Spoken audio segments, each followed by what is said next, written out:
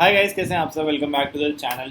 तो इस particular video में हम सितंबर के जो महीने के करंट अफेयर्स हैं हम वो स्टार्ट कर रहे हैं। ठीक है। तो 1 से 7 सितंबर 2022 के करंट अफेयर्स हम इस पर्टिकुलर वीडियो में कवर करेंगे। ठीक है।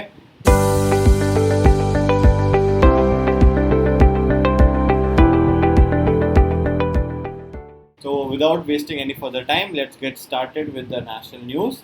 तो सबसे पहले है भाई कि दिल्ली के सीएम अरविंद केजरीवाल ने पहला वर्चुअल स्कूल लॉन्च कर दिया है और ये इन्होंने क्लेम किया है कि ये कंट्री का पहला है ऑफ इट्स काइंड। ठीक है। तो Arvind Kejriwal the chief minister of Delhi has launched the first virtual school. ठीक है। दिल्ली मॉडल वर्चुअल स्कूल, इसको डीएमवीएस कहा जा रहा है।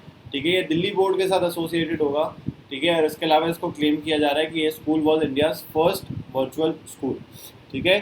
आम आदमी पार्टी का ये इनिशिएटिव है एज पर मिस्टर केजरीवाल। ठीक है।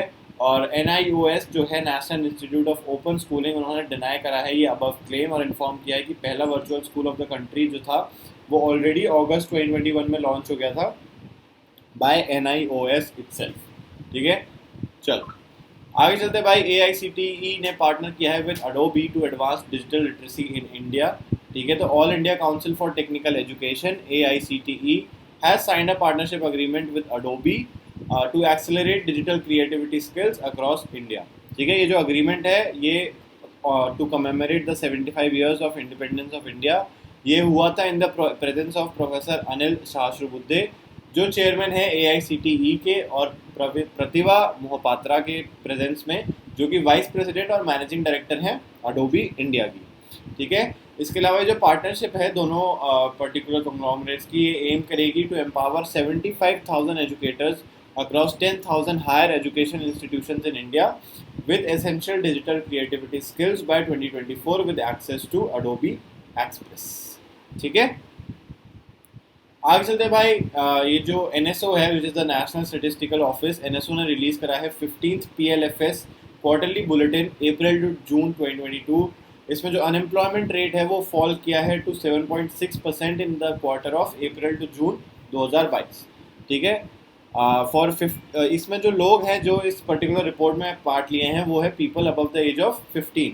ठीक है। इन अर्बन एरियाज डिक्रीज किया है टू 7.6% फ्रॉम 12.6%। ठीक है। तो 12.6 से 7.6 आ गया है तुम्हारा अनएम्प्लॉयमेंट रेट। ठीक है। According to the 15th periodic labour force survey PLFS quarterly bulletin April June 2022 जिसको पब्लिश किया था नेशनल स्टेटिस्टिकल ऑफिस ने। ठीक है। आगे चलते भाई। डिपार्टमेंट ऑफ फार्मास्यूटिकल्स ने अप्रूव करा है proposal of Himachal Pradesh, Gujarat and Andhra Pradesh for setting up of bulk drug parks. ठीक है। तो डिपार्टमेंट ऑफ फार्मास्यूटिकल्स जो कि ministry of chemicals and fertilisers के अंडर काम करती है, उन्होंने ग्रांट करा है एक in principle approval to the proposal of 3 states which is Himachal Pradesh, Gujarat और आंध्र प्रदेश की वो प्रमोशन करेंगे बल्क ड्रग पार्क्स का। ठीक है। To support bulk drugs manufacturing in India. ठीक है। तो इन ड्रग पार्क से क्या होगा, बहुत बड़ी बड़ी फैक्ट्रीज लगाई जाएंगी, बहुत बड़ी बड़ी इंडस्ट्रीज लगाई जाएंगी जिससे ड्रग का प्रोडक्शन मैक्सिमाइज हो सकता है कंट्री में। ठीक है। इसका जो फाइनेंशियल असिस्टेंस है वो गुजरात और आंध्र प्रदेश से आएगा जो कि 70% होगा of the project cost of common infrastructure facilities. ठीक है। आगे चलते भाई इंटरनेशनल न्यूज़ की बात करते हैं अब। तो भाई इंडियन आर्मी का जो कंटिजेंट है उसने पार्टिसिपेट किया है एक्सरसाइज वॉस्टॉक 2022 में जो कि रशिया में हुई थी। ठीक है। 7/8 गोरखा राइफल्स जो थी उनके पर्सनल्स ने इसमें पार्टिसिपेट किया था। ठीक है। ये multi national strategic and command exercise है एक्स वॉस्टॉक 2022। ठीक है। ये टेक प्लेस कर रही है फ्रॉम 1 से 7 सितंबर, इसी पर्टिकुलर वीक में, मतलब हो चुकी है ये। इसके अलावा ट्रेनिंग ग्राउंड्स पे होगी ये रशियाज ईस्टर्न मिलिट्री डिस्ट्रिक्ट में। ठीक है। इसका जो एम है वो है interaction and cooperation between other participating military contingents and observers. ठीक है। तो एक्स वॉस्टॉक 2022 ये याद रखना। आगे चलते हैं भाई बैंकिंग और फाइनेंस की बात करते हैं। तो इंडिया का जो Q1 फाइनेंशियल ईयर 2023 का जो GDP डेटा है वो आ गया है और इसमें इन्होंने ये बोला है कि जो इकोनॉमी है इंडिया की वो ग्रो करी है बाय द रेट ऑफ 13.5%। ठीक है। तो NSO Ministry of Statistics and Programme Implementation, उन्होंने बताया कि इंडिया का GDP for the April to June quarter of the ongoing financial year 2023 rose by 13.5%। ठीक है। ये फास्टेस्ट है in the last 4 quarters combined. अगर आप डेटा कंपेयर करो तो ये फास्टेस्ट है जो ग्रोथ आया है on account of better performance by the agriculture and services sector. ठीक है, आगे चलते भाई, इंडिया ने ओवरटेक कर लिया है यूके को to become world's fifth biggest economy. ठीक है, अकॉर्डिंग टू ब्लूमबर्ग, जिसने डेटा निकाला था भाई, उस पर्टिकुलर कंपनी का नाम याद रखना, ये बहुत इंपॉर्टेंट न्यूज़ है, ये आ सकती है। ठीक है, ब्लूमबर्ग, इसके रिगार्डिंग काफ़ी सारे डिबेट्स चले थे, क्योंकि यूके में जो न्यूज़ तुम्हारे हैंडल करते हैं, न्यूज़ एनालिस्ट होते हैं, उन्होंने ये बोला कि मतलब उन्होंने कुछ ऐसे ट्वीट्स करे थे कि once UK's colony, once England colony has overtaken England, तो वो चीज़ गलत है और ये काफ़ी ज़्यादा डिबेट में रहा था ये टॉपिक। इसलिए इस पर्टिकुलर टॉपिक को ज़रूर ध्यान से पढ़ना है कि ब्लूमबर्ग ने निकाली है ये रिपोर्ट, जिसमें India has overtaken UK to become the world's fifth biggest economy. ठीक है, यूके अब 6th स्पॉट पे आ गया है। ठीक है, in the final 3 months of 2021 to become the fifth biggest economy. ये कैलकुलेशन है वो बेस्ड है ऑन यूएस डॉलर्स। ठीक है, कैलकुलेशन किए गए थे using the IMF database and historic exchange rates on the Bloomberg terminal. ठीक है, India's UAV ecosystem gets world's largest drone fund investment of up to $40 million। ठीक है, तो जापान बेस्ड एक वर्ल्ड्स लार्जेस्ट ड्रोन फंड है, DF जिसको कहा जाता है। ठीक है, उन्होंने $170 million दिए हैं to venture capital for promoting the unmanned aerial vehicle UAV, जिसको कहा जाता है ecosystem, by investing up to $40 million in Indian companies. ठीक है, तो जापान का जो लार्जेस्ट ड्रोन मैन्युफैक्चरर है ACSL, which is Autonomous Control Systems Laboratory, उसने टाइप किया है एक इंडियन कंपनी एरोडाइन के साथ, एरोडाइन इंडिया, और करंटली जो ड्रोन फंड है उसका एक खुद का मैन्युफैक्चरिंग यूनिट भी है तमिलनाडु में। ठीक है, आगे चलते भाई अवार्ड्स और ऑनर्स की बात करते हैं। तो Forbes Asia 100 to watch, 11 Indian startups आए हैं इस पर्टिकुलर लिस्ट में। ठीक है, टाइटल का नाम है, जो रिपोर्ट है वो टाइटल का नाम है फोर्ब्स एशिया 100 टू वॉच 2022। ये सेकेंड एडिशन है।